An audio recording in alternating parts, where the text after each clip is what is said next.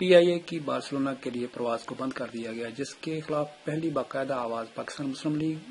کاف اسپین نے بلند کی ہے۔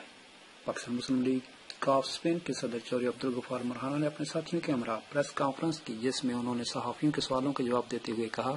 کہ پی آئی اے کو بارسلونا کے لیے ہمارے قائد چودھری شجاعت حسین کی خصوصی دلچسپی کے باعث ممکن ہوئی اور ہم اسے کسی صورت بند ہوتا نہیں دیکھ سکتے۔ انہوں نے کہا کہ پی آئی اے کی بندش سے پاکستانی فیملیز کو بہت پریشانی کا سامنا کرنا پڑے گا اور یہ کم و بیش 1 لاکھ پاکستانی کمیونٹی کے ساتھ زیادتی ہے۔